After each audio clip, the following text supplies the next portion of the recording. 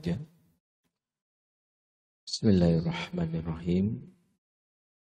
Assalamualaikum warahmatullahi wabarakatuh.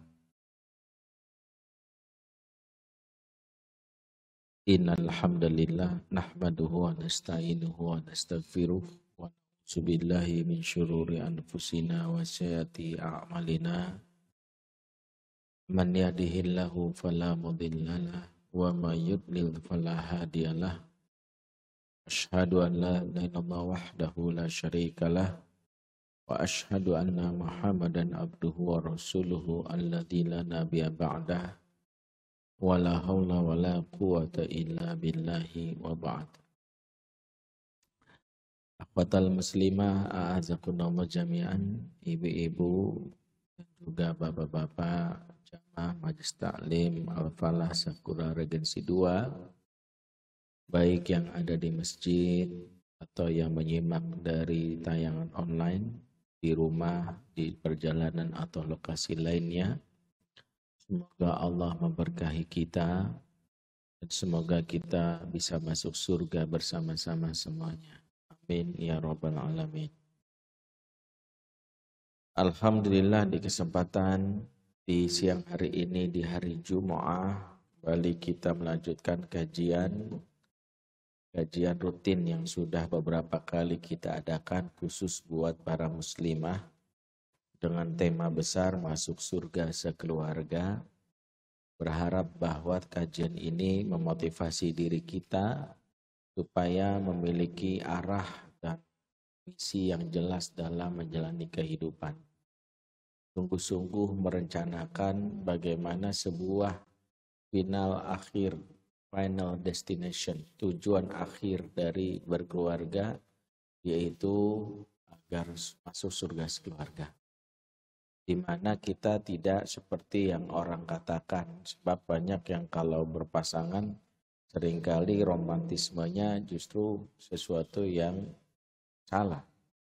Ada yang bilang semoga cinta kita rekan bersama sampai maut memisahkan. Kalau cuman sampai maut berarti di akhirat gak ketemu lagi. Seorang mukmin dia gak bilang sampai maut, tidak ada yang memisahkan kita. Kita berharap sampai selamanya akan bersama baik dunia dan di akhirat. Jadi bukan sampai maut, tidak ada. Kita ingin di akhirat pun berjumpa lagi. Di pembahasan kali ini kita akan membahas bagaimana membangun suasana surga di dalam rumah supaya penghuni rumah merasakan surga sebelum surga.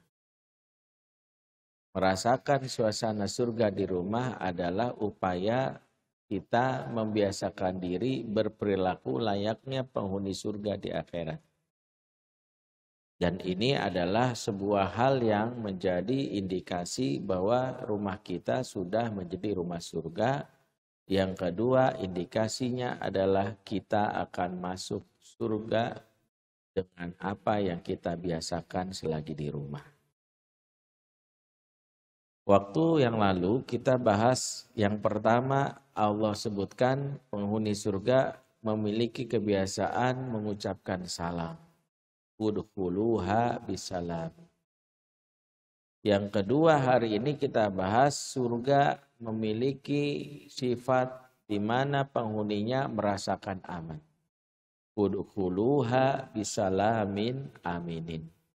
Masuklah kamu ke dalamnya dengan salam dan rasa aman. Rasa aman adalah hal yang pasti dan terjadi saat seseorang masuk surga. Di dalam surat An-Nisa ayat 124, Allah menyebutkan wa may ya'mal minas solihati min dzakarin aw untha wa huwa mu'min fa ulaika yadkhulunal jannah wa la yuzlamuna nakira.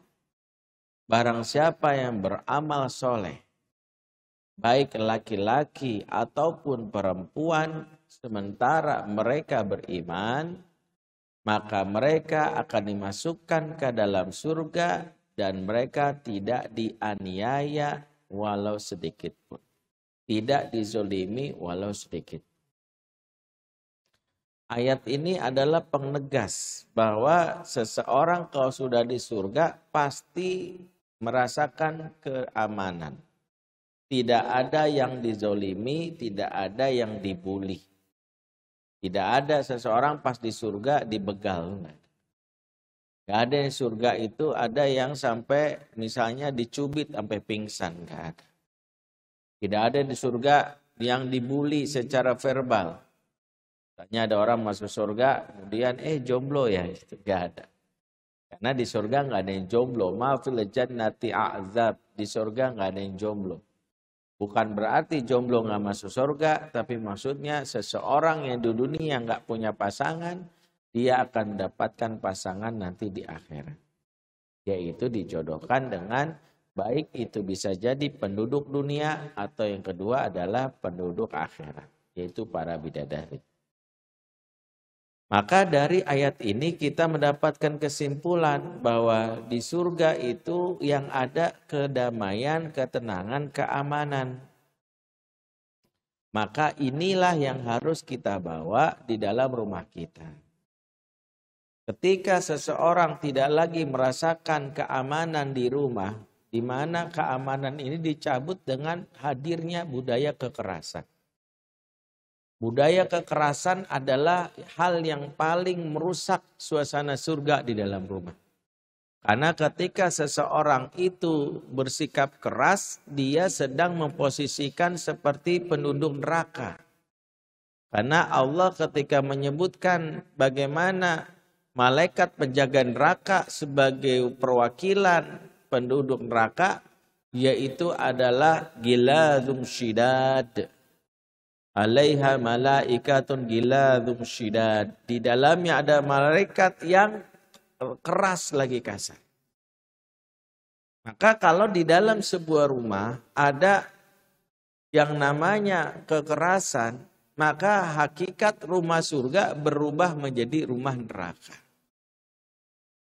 Dan ini bisa kita lihat dari mana? Kekerasan ini bisa kita lihat dari dua hal. Satu, kekerasan verbal. Dimulai dari kebiasaan kita misalnya mencaci maki, berkata buruk, melabel.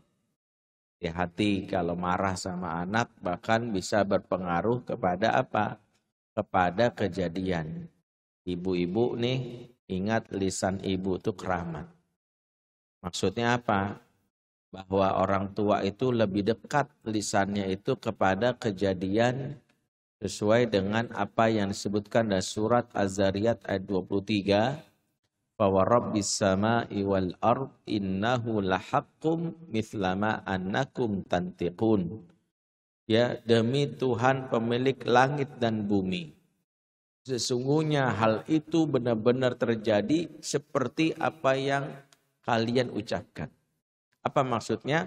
Allah meneguhkan sebuah kejadian berdasarkan lisan seseorang. Makanya hati-hati ibu-ibu yang ngomong sama anak, ke dasar kamu, jadi gelandangan kamu. Anak bisa jadi hidupnya di akhir hayatnya menjadi gelandangan karena doa ibunya yang mungkin gak hari ini dikabulkannya beberapa puluh tahun kemudian. Hati-hati. Di antara yang sekarang lagi happening itu kan misalnya perilaku LGBT. Ya. Tadi saya habis khutbah di daerah Cinere ya. Jadi dari sana lumayan panjang, banyak yang pengen diskusi. Makanya tadi saya buru-buru ya. Ya maka agak telat tadi karena di Cinere kemarin.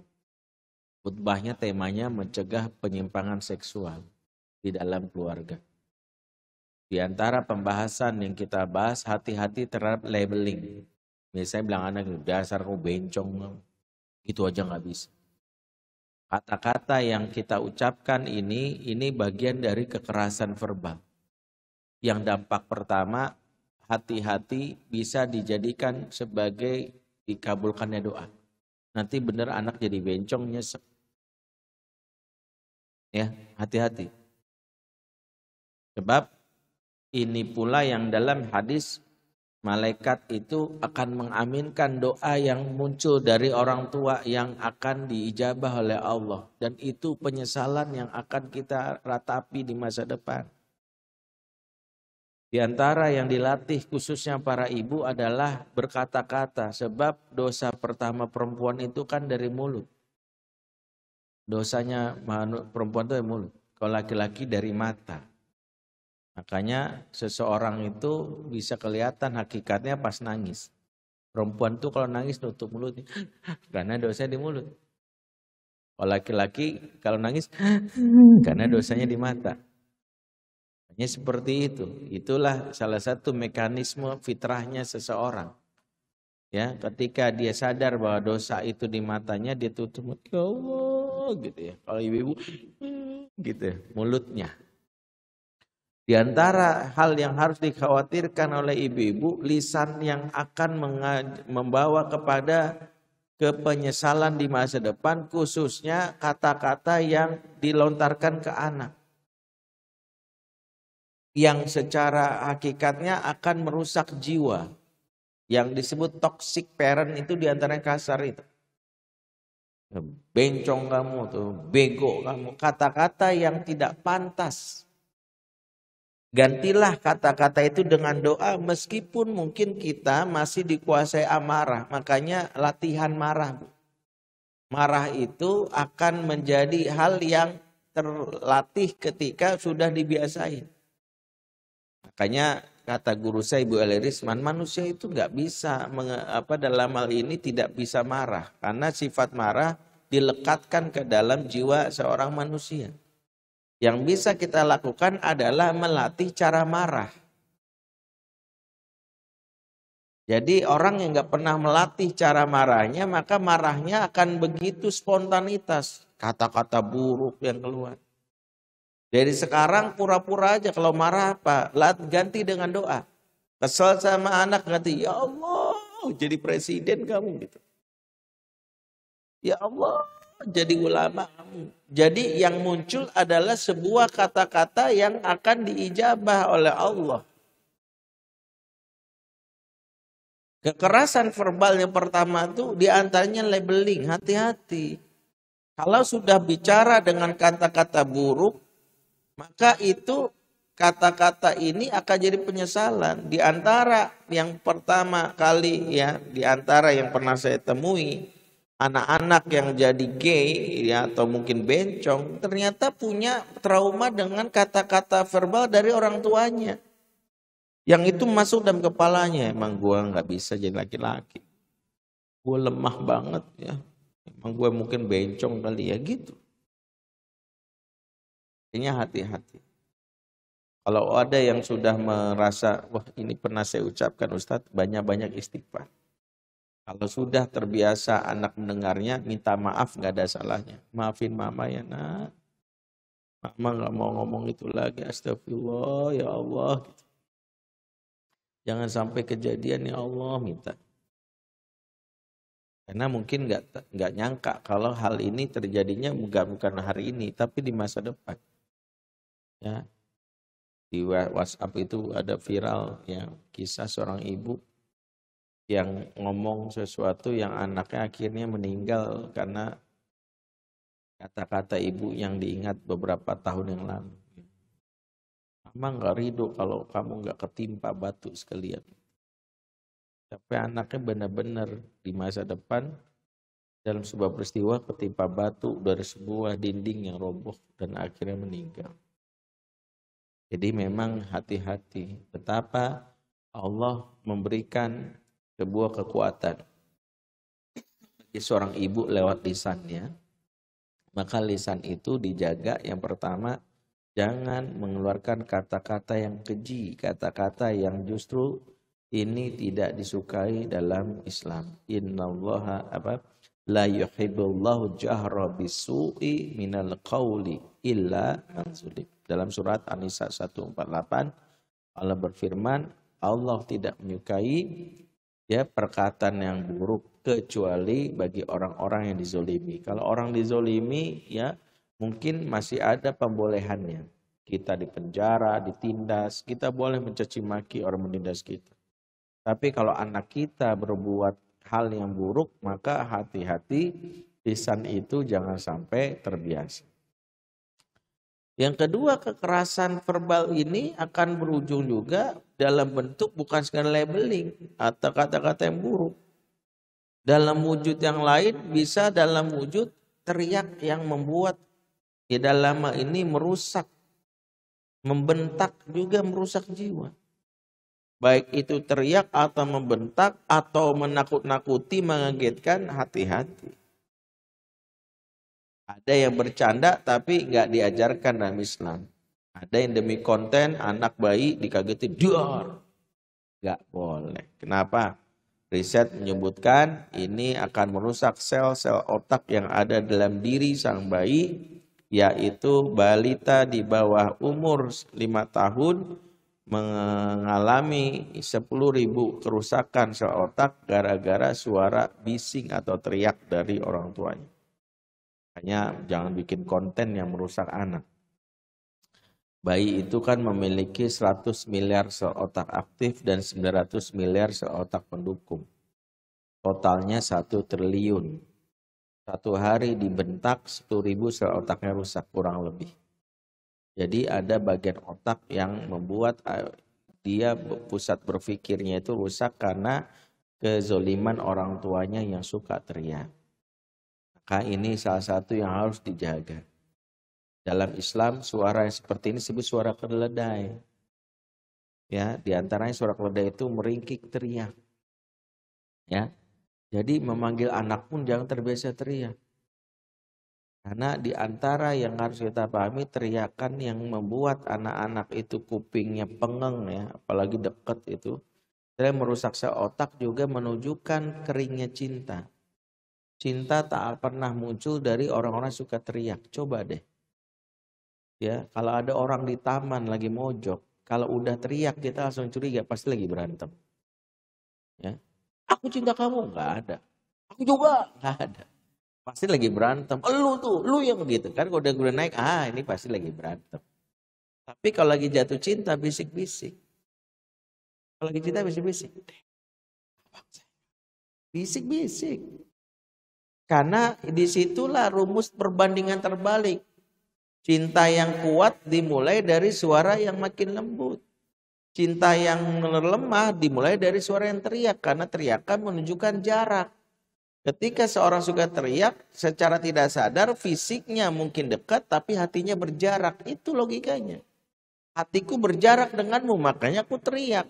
Seorang ibu yang suka teriak-teriak seolah-olah ingin memberitahu, mama tuh gak suka sama kamu, berjarak. Maka jangan teriak-teriak. Ya. Memanggil anak yang membuat anak mau ini gimana Ustadz? Salah satu yang membuat ibu-ibu kesel itu manggil anak itu dalam kondisi diam. Anak lagi main, apalagi anak laki-laki. Di antara kelemahan laki-laki itu adalah fokus. Dia itu sehingga kadang lagi aktif atau senang sesuatu nggak dengar kupingnya. Lagi main handphone, bang. Gak direspon, mulai naik, bang. Bang. Itu langsung teriak. Di mana kesalahannya? Kesalahannya kita manggilnya dari lokasi yang berjarak. Makanya para ahli mengatakan kalau pengen anak laki-laki kita dengan omongan kita, biasain walking before talking. Jalan dulu. Jalan, deketin dia, pegang pundak. Abang. Baru dia ngeliat, baru ngomong. Dan itu yang sejatinya harusnya dipraktekkan. Jangan sampai kita merusak sendiri, kesal sendiri. Jadi poinnya adalah kekerasan verbal juga poin yang menunjukkan rusaknya suasana surga dalam rumah. Dimulai dari kata-kata buruk, desibel suara meninggi, apalagi dengan bentakan, teriakan. Dan ini akan berujung kepada apa? Rasa tidak nyaman. Anak kalau udah gak nyaman sama ibunya khususnya, maka rumah yang dibikin megah pun gak terasa bagi dia.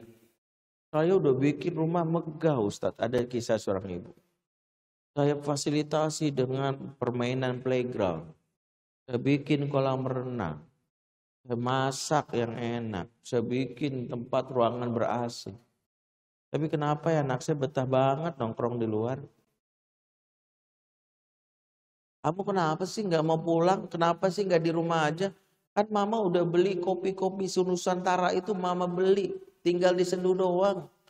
Kenapa sih beli di kopi itu? Emang kopinya enak apa? Enak kan juga kopi bikinan mama. Mamanya mungkin kopinya enak. Tapi anak yang tak mau di rumah, nggak betah cuman satu.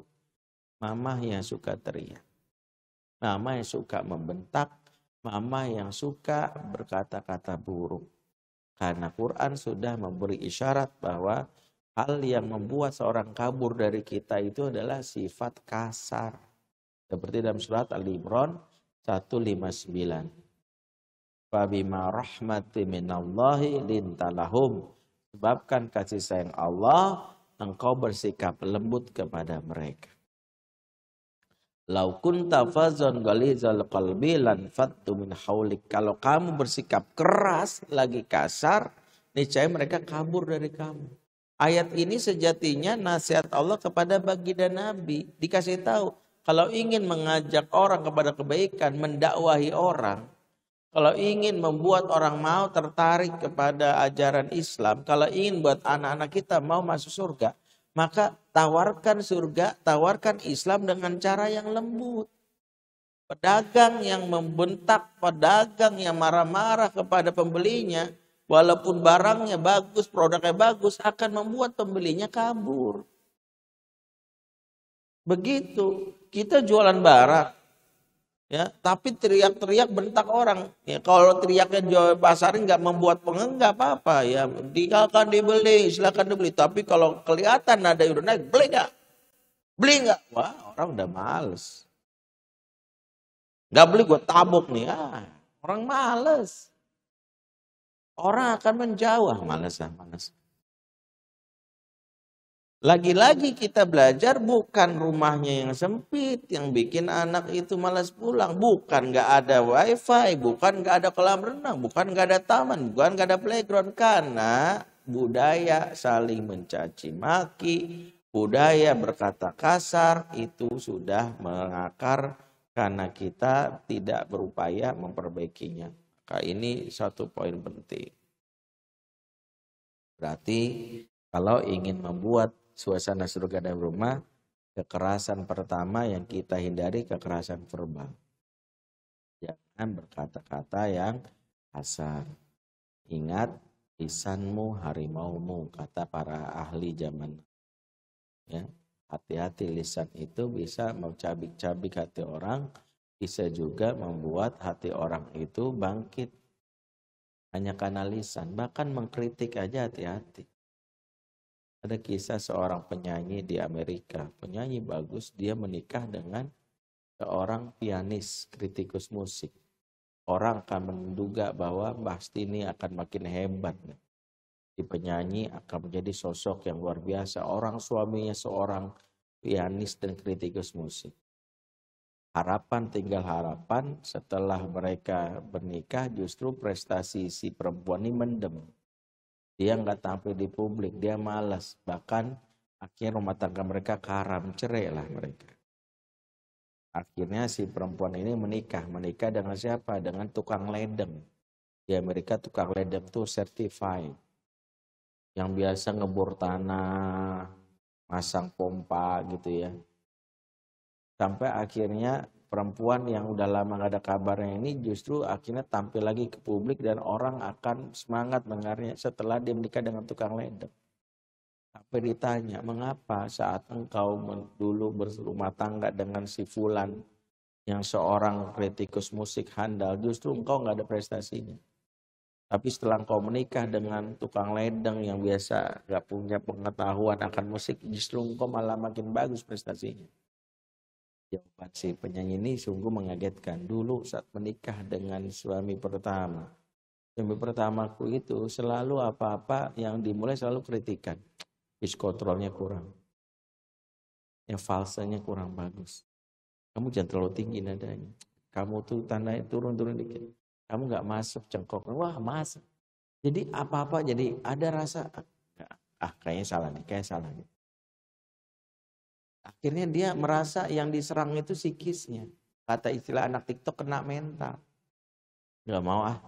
Kamu bisa, masa gitu aja gak bisa. Aku takut salah, enggak bisa. Tapi setiap dia mau perform, tapi aku jangan nih, kamu bodoh banget. Kata suami, bodoh gak bisa begini. Naikin lagi, gak mau deh, kena mentalnya. Sampai cerai. Begitu dinikah tukang ledeng yang dia dengar selama di dalam itu adalah suara bunyi mesin. Oh, gitu. Begitu ada suara istrinya yang nyanyi, bagus banget. Aku belum pernah dengar suara sebagus ini. Makin semangat istrinya. Wah, terong dong. Nyanyi lagi. Waduh. Alih-alih dia akan mengkritisi pitch controlnya kurang. Enggak, dia bilang. Bersyukur banget ya. Aku tuh kalau pulang tuh dapat hiburan dari kamu. Pusing setiap hari dengerin bunyi mesin ledeng dan sebagainya. Begitu pulang suaramu saja sudah menghiburku. Makin semangat ya. Manusia itu punya jiwa. Jiwa yang seringkali dikritik, jiwa yang seringkali disalahkan, jiwa yang seringkali di-labeling hancur. Itulah yang kita anggap sebagai toxic parenting di antara toxic yang lain, yaitu yang disebut kekerasan verbal. Maka inilah yang kita kurangi, inilah yang harus kita. Apa sih suami saya itu gak pernah mau ikut kajian parenting? Karena mungkin bahasa kita yang membuat suami berantem. Kamu tuh kata Ustadz Bendi itu ngaco loh mas. Kata Ustadz Bendi itu ayah tuh harusnya ngasuh anak bukannya ibu. Pantes tuh anak-anak jadinya gak dekat sama kamu. Kamunya sih sebagai bapak ngerti tanggung jawabnya. Bikin berantem. Karena yang kita lakukan mengkritik. Kamu salah, kamu bukan. Kalau kita pakai pola ini makin berantem. Tapi kalau kita berusaha untuk mengapresiasi, mas makasih. Kamu udah bekerja keras banget buat keluarga kita. Aku tuh merasa bahagia banget ya nikah sama kamu. Dan aku akan lebih bahagia lagi mas. Kalau kamu di akhir pekan tuh nemenin aku dong ke kajian. Enak. Pilihan kata akan memberikan pengaruh bagi seorang. Makanya kesalahan mendasar pengasuhan itu disebutkan dalam Quran itu cuma 2. Salah spiritual, masalah komunikasi itu doang. Komunikasi yang buruk akan mempengaruhi juga bagaimana penerimaan. Di antara komunikasi yang buruk itu apa? Kata-kata dan desibel suara yang menyakiti. Kekerasan verbal hindari. Ya. Kemudian juga kekerasan yang kita hindari, kekerasan yang kita sebut selain kekerasan verbal, kekerasan perilaku, kekerasan fisik. Kalau verbal menyakiti psikis, fisik menyakiti fisik dan psikis. Hati-hati demi menegakkan apa yang disebut konsekuensi atau hukuman, kita melebihi batas. Mencubit, menggampar.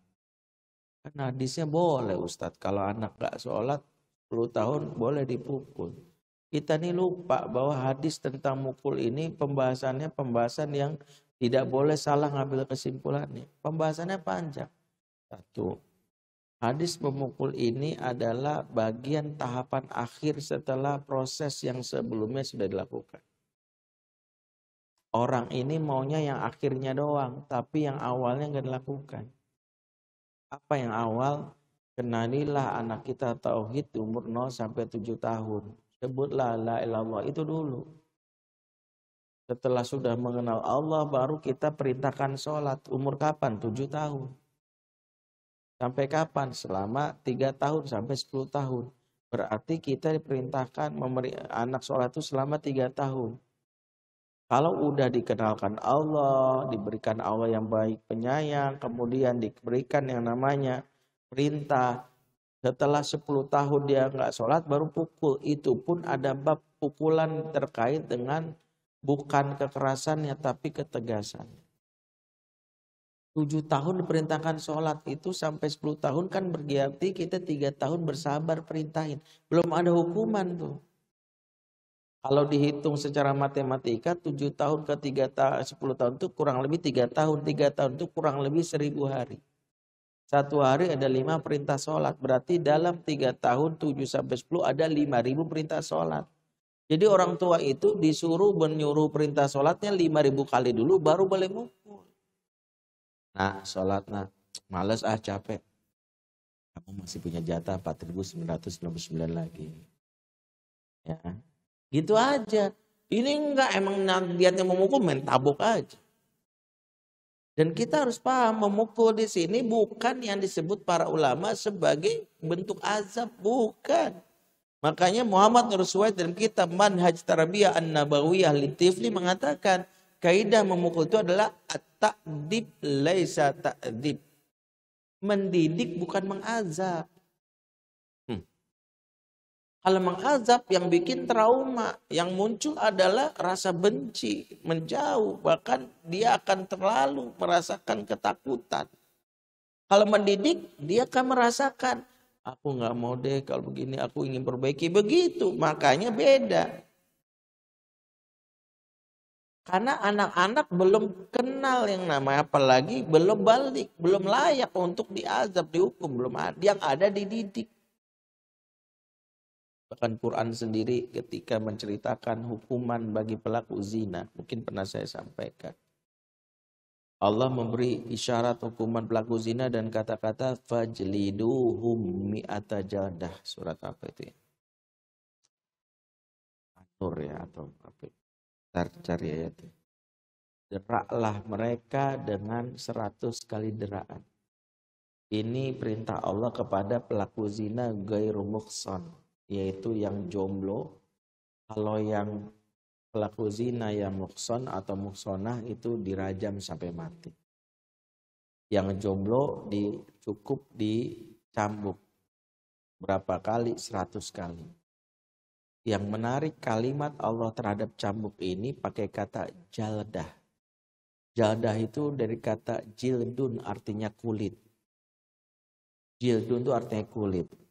Ayat ini memberitahu teknis memukul bagi penjomblo yang berzina itu adalah menyakiti kulitnya, bukan dagingnya. Makanya seorang algojo yang tahu tentang hal ini, dia tidak main gampar nabuk sampai dagingnya lebam. Tapi cukup ambil pecut dari jarak jauh begini. Sampai kulitnya ini merasa perih. Dan efeknya ternyata para ahli mengatakan rasa perih ini menimbulkan stimulasi hormon zat kortisol yang akan meredam dopamin yang berlebihan di dalam diri pecandu seks. Orang yang pecandu seks dan pornografi itu punya dopamin berlebihan produksi gara-gara rangsangan seksual. Rasa sakit yang timbulkan kulit ini akan meredam produksi dopamin diganti kortisol yang akan membuat dia akhirnya tidak lagi mau untuk melanggar perintah Allah dengan bersih. Itu. Dan ingat, ayat ini menunjukkan terapi bahkan kepada orang yang sudah berzina. Kata Syekh Abdul A'la Al-Maududi, jika pezina yang jelas-jelas sudah balik mukallaf saja, disakiti oleh Allah untuk di kulitnya saja, dalam rangka membuat dia mau bertobat supaya dia kehilangan nafsu yang membuat dia tidak mengontrol dirinya. Bagaimana mungkin seorang bapak dan ibu membuat seorang anak dagingnya lebam, biru-biru. Maka dengan kata lain satu, dia menyangka anaknya lebih jahat daripada pezina. Gara-gara nggak ngerjain PR. Gara-gara yang kedua, dia menduga anaknya sudah melakukan kejahatan padahal Allah sendiri tidak menghukumnya sekiranya dia mati. Ingat, dia masih anak-anak. Mati misalnya dalam keadaan belum sholat hari itu, maka di akhirat pun dianggap sebagai anak-anak yang masuk ke dalam surga. Maka bayangkan, kalau ada di antara kita yang dengan terang-terangan memukul, dengan dalih, ini kan sudah biasa, apalagi pakai bahasa legendnya. Dulu guru-guru ngaji biasa gitu. Kita harus tahu dari sisi syar'inya gimana. Kalaupun dulu guru ngaji melatih dengan memukul, pengaruhnya nggak seperti sekarang. Sebab dulu sekeras-kerasnya akibat dalam tanda kutip ketidaktahuan mereka dalam mendidik. Alhamdulillah tidak sampai berpengaruh dengan apa? Tantangan di luar yang tidak seperti sedahsyat sekarang. Kan pernah kita bahas. Dulu galak-galaknya orang tua kita bahkan nyubit, bentak. Anak-anak mah nggak punya pilihan lain keluar rumah kan. Di luar dulu apa? Nggak ada mall, dulu nggak ada handphone, nggak ada kafe kayak sekarang. Dulu di atas jam maghrib di luar masih gelap, banyak kebun, banyak sawah. Anak-anak sekiranya dibentak sama bapak ibu dicubit, mau kabur dari rumah aja mikir kan gitu. Daripada di luar kesambet jin, mikir mereka ya udahlah di rumah ya memang mau gimana. Sekarang kita nggak usah nyubit aja, kita bentak dong, nggak pulang. Ya kan kalau kita bilang gini, dulu mah biasa, bukan biasa dulu itu sebelum ada lawannya. Bukan berarti benar, bukan berarti dulu guru ngaji kayak gini karena belum belajar ilmu mendidik dari Rasul. Dia taunya mukul aja, padahal nggak diajarkan oleh Nabi. Kita tidak menganggap bahwa mereka sepenuhnya bersalah, ya artinya kita anggap, wah ini penjahat yang tidak. Amal solehnya mengajar ngaji kita tetap mengalir, tapi tetap perilakunya itu nggak boleh ditiru. Jadi kalau kita melakukan ini kepada anak kita, pastinya akan membuat anak kita makin jauh. Karena rasa aman itu kebutuhan dasar manusia. Kalau di rumah udah nggak aman, nggak bisa. Orang kalau udah nggak aman itu sampai rela hijrah kok. Ya, orang eksodus dari Palestina, pindah ke beberapa negeri, dari Afgan beberapa waktu lalu, dari Syria, karena rasa aman yang hilang. Kalau di rumah rasa aman itu hilang karena budaya kekerasan verbal maupun kekerasan fisik, nggak bakal bikin anak betah. Budaya mencubit apalagi tadi. Jadi kalau tadi disimpulkan bahwa bukan boleh memukul yang diajarkan Islam itu memukul dalam kerangka takdib, mendidik. Makanya bukan dengan kekerasan tapi dengan tegas. Makanya memukul pun ada batasannya. Kata para ulama, misalnya Imam Al-Ghazali menyebutkan kalau ingin memukul dalam hal ini pastikan dosanya dosa yang memang diisyaratkan dalam Quran sebagai dosa besar. Apa? Melalaikan sholat. Kalau karena dia misalnya maaf ya, anak kita misalnya PR matematikanya, jangan karena itu kita pukul. Coba dia tahu bagi kita yang paling esensi yang terkait akhiratnya dia. Dia nggak mau nari balet, jangan pukul. Dia jangan, pukul. Itu membuat anak merasa ya apa yang dipukul ini menunjukkan perhatian dia. Oh berarti urusan matematika ini urusan besar nih. Jangan gara-gara ngilangin Tupperware kita pukul gitu. Itu mau dia Tupperware ini dahsyat banget. Jangan. Yang kita pukul itu yang benar-benar yang sholat. Kedua, kalaupun mau memukulnya itu pastikan setelah kita memberi banyak peringatan kepadanya beberapa kali mengingatkan. Yang ketiga, kalau ingin memukulnya nggak boleh lebih dari 45 derajat. Ini badan anak, 45 derajat itu begini, Bu. Ya. Itulah manfaat matematika kita pelajari juga. Dan kalau ibu nggak kena 45 derajat, berapa? Gimana? Sama saya coba penggaris dulu. Kira-kira aja. 45 itu begini. Nggak boleh 90 aja nggak boleh. 180 apalagi 360, wah, nggak boleh. Yang 720 apalagi, wah, ancang-ancang. Emang niat mau nyakitin mah begitu. Berikutnya nggak boleh, yang keempat nggak boleh mukul di bagian yang terlarang. Semarah-marahnya nggak boleh mukul bagian wajah sama kemaluan dan bokong. Itu bayangkan betapa Islam itu sampai segitunya. Orang bukan mau menyakitin, kita mau mendidik. Berikutnya nggak boleh mukul pakai bahan-bahan yang keras, yang membuat memar. Karena mukul itu dalam rangka untuk apa? Untuk membuat dia tahu ini tegas. Itu bukan ada linggis nganggur, lumayan nih. Balok, tabok sekalian nih, bekas bangunan nih ada, butulan nih, ya udah langsung. Itu mah udah mau ngebunuh namanya. Yang dianjurkan kau pakai alat yang lembut, siwak. Siwak itu lembut lentur tuh. Kalau sekarang tuh kayak bantal guling. Kok bantal guling mah gak sakit Ustaz? Emang bukan pengen sakit. Kalau emang nggak terasa, bukan kan yang kita timbulkan bukan sakit, dia harus tahu bahwa kita marah. Kita marah dan marahnya karena benar, karena kamu nggak sholat, mama nggak suka. Di situ kita tahu mama belum pernah selama ini dan nggak sakit, memang nggak pengen sakit. Kalau pengen sakit berarti kita ingin mengazabnya, kita kan nggak ingin mengazab, kita ingin mendidiknya. Biasanya mama nih nggak pernah ngelempar guling kalau gini. Berarti urusan sholat nih nggak boleh macem-macem nih. Mama nggak pernah semarah ini. Sampai lemparin guling. Guling itu. Berarti anak tahu bahwa ini bukan benci tapi cinta. Buktinya nggak sakit tapi ekspresi mama berbeda.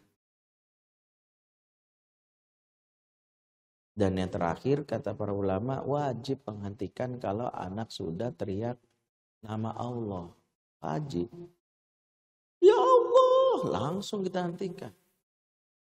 Kalau anak-anak dengar gini, wah, gampang berarti ya. Ini gampang juga. Dan emang inilah indahnya ajaran Islam. Kenapa? Karena Allah tak ingin namanya disebut di saat anak-anak lagi tersakiti. Yang seolah-olah Allah ingin dikenal sebagai maha keras, maha tidak. Makanya dalam banyak hadis jelaskan betapa seseorang kalau udah nyembah nama Allah wajib dibantu. Rasulullah itu kalau ada orang minta dengan nama wallahi, Rasulullah nggak ingin orang itu kecewa dengan Allah sehingga Rasulullah wajib menolongnya. Makanya dalam sebuah riwayat suatu hari anaknya Rasulullah Zainab itu putranya sakit. Maka dia panggil seseorang untuk memanggil ayahnya yaitu baginda Nabi. Tolong panggil ayahku, putraku sakit. Utusannya datang, ya Nabi, anakmu Zainab minta engkau pulang karena putranya sakit. Nabi bilang, saya ada urusan dan ini belum selesai. Sampaikan ke anakku, aku akan pulang setelah urusan selesai. Maka pulanglah utusannya bilang, maaf ayahmu sedang ada kerjaan, urusan lain yang penting. Dia akan datang setelah pulang. Tapi ini sakit udah gak biasa. Di demam tinggi banget. Saya kalau jadi apa-apa. Tolong bilang lagi pulang dong. Sang Zainab minta pada. Maka utusannya balik lagi. Nabi ini penting banget.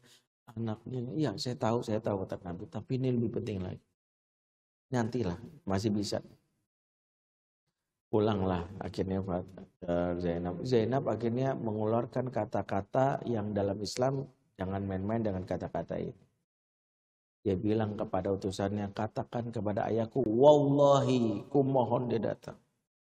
Wallahi, ku mohon dia datang.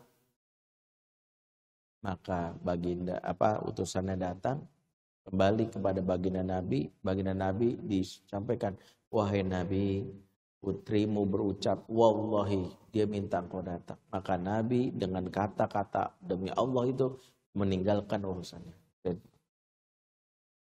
ini pula yang harus kita pegang.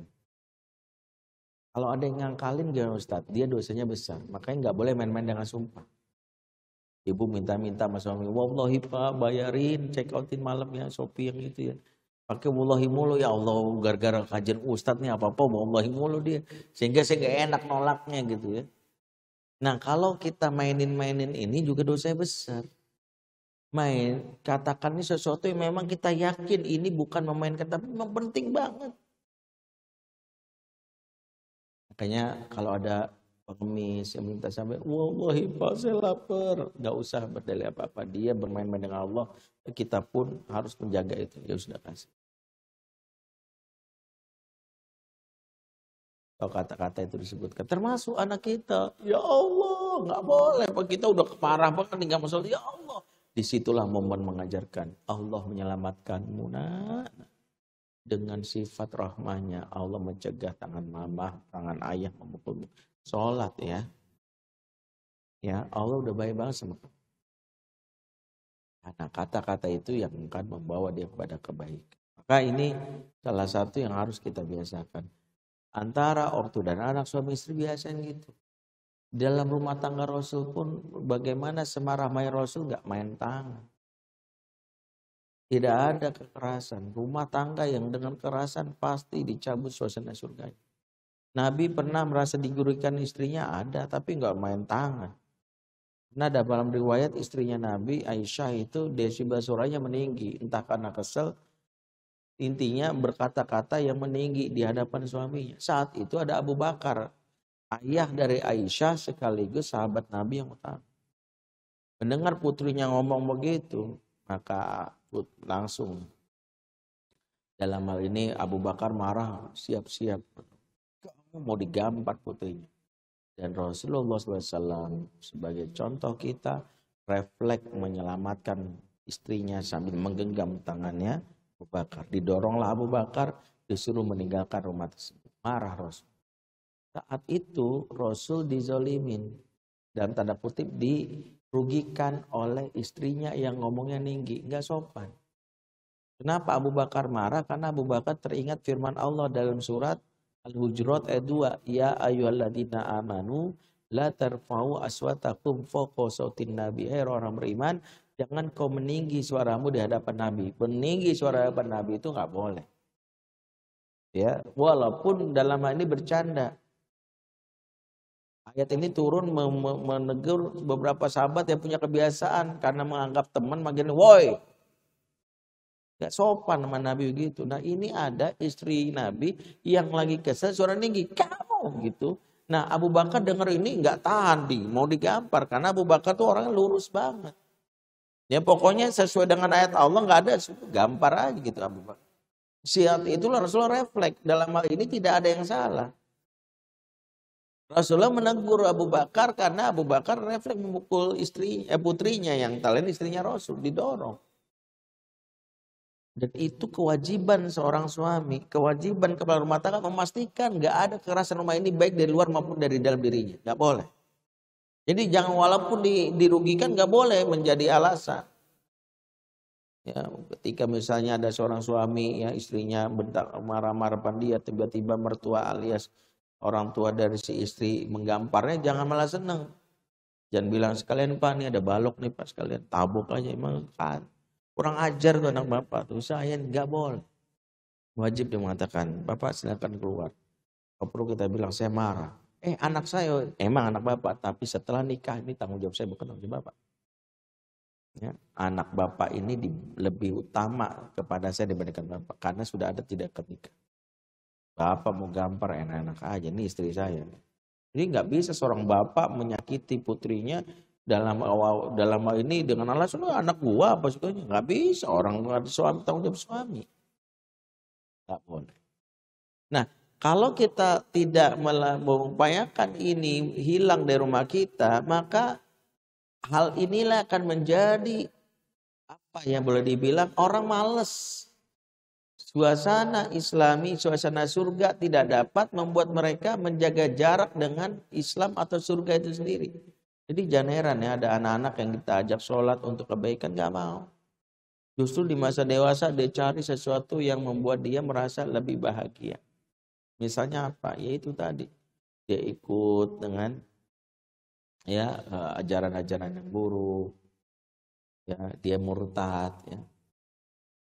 Dalam beberapa bulan ini banyak yang WA saya tuh. Yang anaknya murtad karena pernikahan. Tapi di luar itu saya menelusuri akarnya adalah rasa tidak nyaman yang dia rasakan selagi bersama orang tuanya. Dengan budaya kekerasan, budaya melabel, budaya memarahi. Aduh, itu juga membuat. Artinya ini bahan evaluasi. Ya, saya pernah sampaikan kan di sini. Ketika ngisi kajian di jamaah di Eropa. Ada yang bilang, Ustadz gimana caranya nih? Kami bingung Ustadz. Anak-anak kami itu dulu kami didik secara Islami. Tapi udah gede ada yang murtad, ada yang ateis, ada yang berzina, ada yang narkoba, ada yang berlepas jilbabnya. Apa salah kami? Kami didik secara Islami. Nah, saya dengan kata-kata itu mau gak mau kan saya agak gak nyaman. Akhirnya saya bilang, emang mendidik cara Islam itu gimana? Gak mungkin Islami itu membuat orang-orang itu menjauh. Dia bilang ya kami ajarkan anak kami sholat, puasa, baca Quran, pakai hijab. Ya caranya gimana? Ya caranya kami ajarin. Ya gimana? Saya bilang. Diamlah ibu ini. Akhirnya ketika saya tanya gini aja deh. Saya tanya ya sama ibu nih. Akhirnya ketika Ibu pernah bentak anak ibu? Ditanya, pernah, sering atau nggak pernah? Ketika ibu pernah bentak, pernah Ustaz. Pernah apa sering? Sering Ustaz. Ibu pernah teriak-teriak di hadapan anak ibu? Sama, dia bilang sering. Ibu pernah nakut-nakutin anak ibu? Pernah Ustaz. Ibu pernah ngancem anak ibu? Iya, dia bilang sering juga. Ibu pernah bikin anak ibu menangis? Sama. Sering malah. Ibu pernah memukul atau mencubit anak ibu? Kalau ini dia bilang, kok ini kayaknya sesekali Ustaz, nggak pernah. Ya bukan sering tapi pernah. Dari jawaban ibu itu saya simpulkan ibu mendidiknya nggak Islami. Sebab banyak orang mengklaim pendidikan Islam, lupa esensi dari Islam itu sendiri. Apa isi Islam kata Rasulullah? Al-Muslim itu kata Rasulullah, Al-Muslimu man salimal muslimuna min lisanihi wa yadihi. Orang Muslim itu selamat orang lain dari kejahatan lisan dan tangan. Kalau ada orang membawa Islam tapi lisannya kasar, tangan yang menyakiti, dia sejatinya jauh dari Islam. Orang Muslim itu lisannya terjaga. Orang lain nyaman. Dan kata-katanya, kata-kata fisiknya nggak menyakiti. Kalau ada orang Islam, walaupun dia mengajarkan banyak ayat, banyak Quran, banyak nilai, tapi caranya begitu, dia telah merusak pendidikan pengasuhan Islam. Jadi kita harus waspada. Budayakanlah kedamaian, ketenangan, rasa aman, rasa nyaman di dalam rumah. Hal itulah yang membuat penghuni rumah betah, kangen, rindu, senang, gitu. Nempel, kata-kata lembut akan terngiang-ngiang seperti itu. Budayakan kata-kata yang membuat seorang merasa disayangi, kata-kata yang membuat dia merasa dia itu diperhatikan, dicintai. Kita belajar dari Nabi Nuh yang meskipun putranya kafir saja masih dipanggil dengan ya bunaya. Lihat surat Hud 42. Anaknya kafir, padahal kafir itu udah puncak kenakalan anak. Kalau saya ditanya, puncak kenakalan anak apa? Kafir. Kalau anak sekedar narkoba walaupun muslim, ya dalam hal ini masih ada peluang masuk surga. Walaupun di neraka dulu. Kalau anak pezina muslim masih ada, tapi kalau udah kafir, udah selesai lah. Berarti puncak kenakalan apa? Kafir. Tapi Nuh tak bilang gini, wahai anakku yang bandel, sini kamu. Kita kan kalau manggil sayang itu sama anak, kalau anak lagi berbuat baik, lagi melakukan hal yang menyenangkan, habis baca Quran, Masya Allah sayangnya mama sini. Masya Allah habis bantu mama di dapur, Masya Allah cintanya mama baik sini. Itu sayang cinta kita pas lagi berbuat yang baik. Tapi lisan kita susah ngomong sayang lagi dia misalnya nggak mau sekolah, DO dari kampus, ngerokok, mabok. Yang ada panggil syaiton, rojim kamu ya. Kita manggilnya syaiton, nggak manggil sayang lagi. Nuh tidak, puncak kenakalan anaknya kafir. Tapi Nuh mengatakan, wahai putraku sayang. Nuh mengajarkan inilah salah satu cara mendekatkan anak. Walaupun dia masih mau berbuat buruk, terus berkata-kata yang baik. Kata-kata yang baik itu akan magnet buat dia merasa betul. Baik, itu saja sudah 1 jam kajian ini. Mudah-mudahan bermanfaat buat kita. Poin yang hari ini kita pelajari, hindari segala hal yang membuat rumah itu tidak lagi serasa surga itu. Kekerasan baik verbal maupun non-verbal alias fisik. Silakan kalau ada yang ditanyakan. Ada? Kalau enggak, Ibu silakan.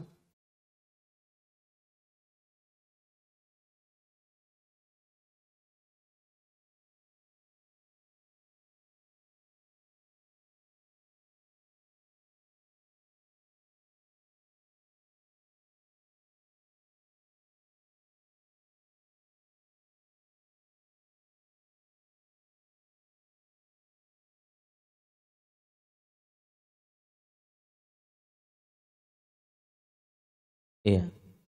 Sebenarnya yang kalau dalam konsep takdib yang kita lakukan, semua elemen yang membuat anak menyadari ini ketegasan harus kita munculkan. Dia bilang, enggak sakit, mama serius. Kalau ekspresi kita ekspresi yang tidak menunjukkan namanya korelasi antara pukulan dengan ekspresi wajah, pastinya anak merasa bercanda nih. Saya kita mukul sakit nggak kan? Gitu. Ya nggak bisa. Mama serius, mama lebih kencang lagi. Mama masih menjalankan apa yang diajarkan oleh para nabi.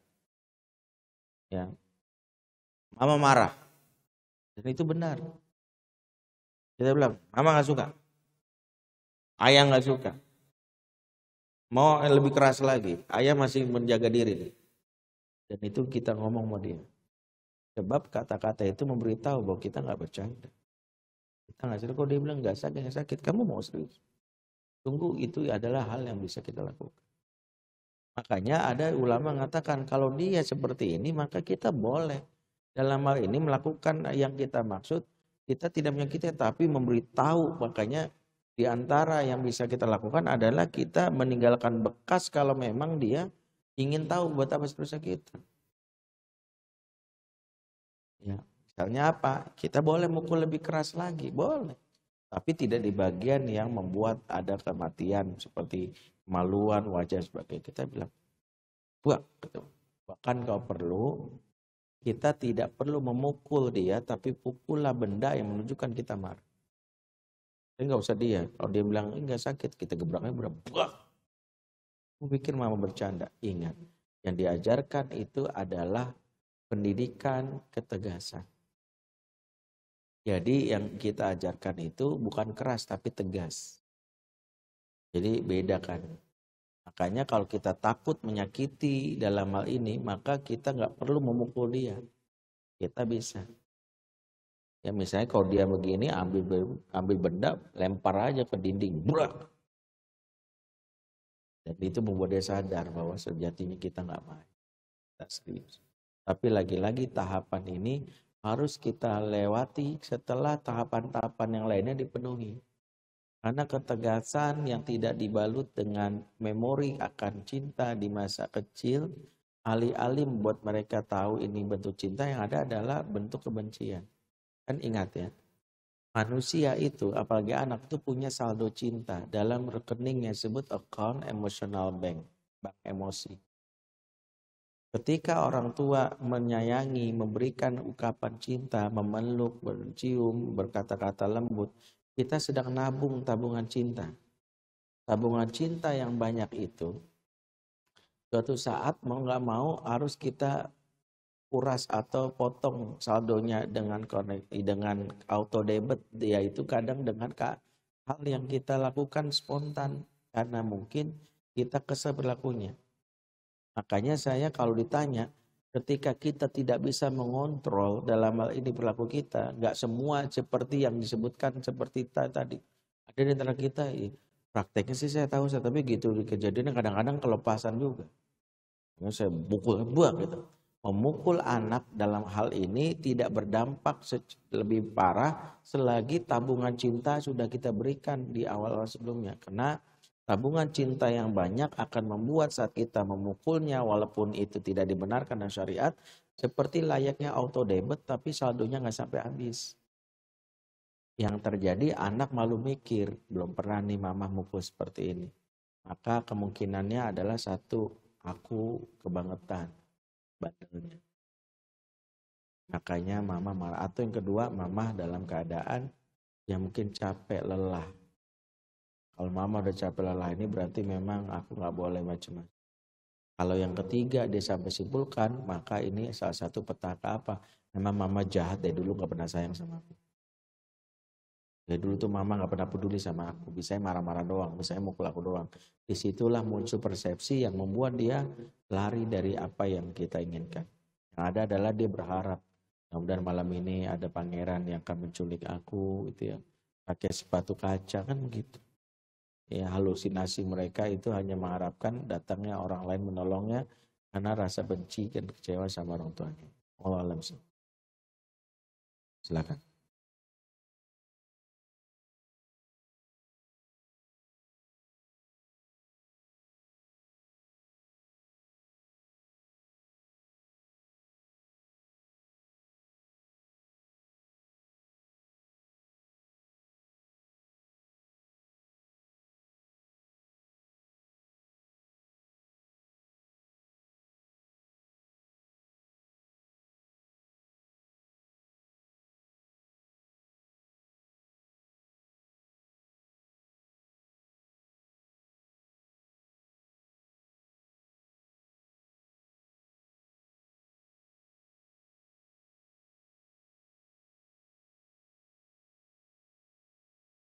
Iya. Memang ini hal yang beberapa kali juga saya bahas bahwa ada warisan yang tanpa sadar kita turunkan ke anak selain utang dan uang. Namanya warisan kemarahan. Jadi marah itu memang bisa diwariskan.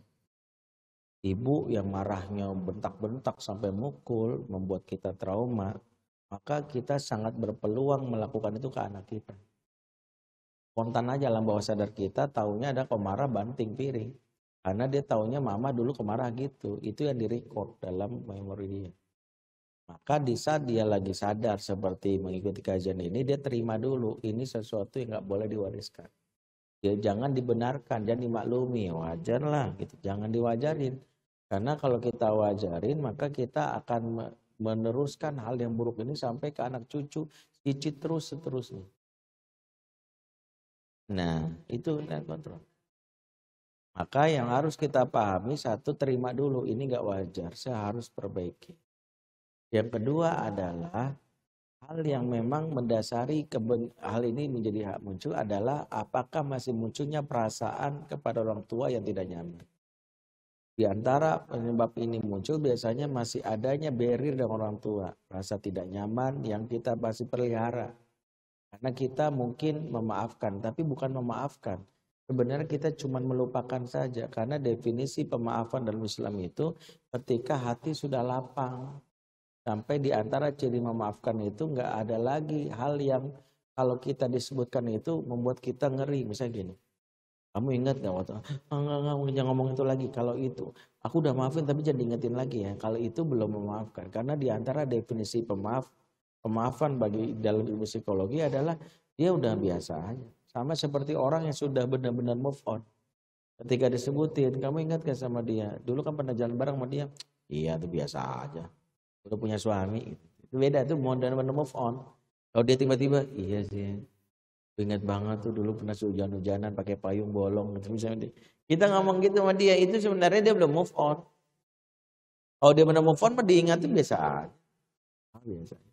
Aku mah udah biasa, nggak ada lagi perasaan itu. Sama, orang yang benar maafin itu ada. Nah, memang untuk maafin ini ada beberapa terapi ya, memang tidak bisa dipraktekkan sini, tapi ada beberapa satu. Bagaimana merubah mindset untuk satu hal-hal yang negatif ini kita harus tuliskan dulu. Namanya writing terapi. Memori buruk itu harus kita kenali dulu supaya nggak mengendap.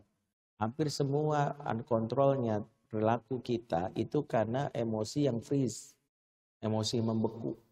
Emosi membeku diterima, membeku, maka dia akan mengendalikan saat kita dalam kondisi yang tidak nyaman. Itu disebut namanya bagian batang otak yang merespon.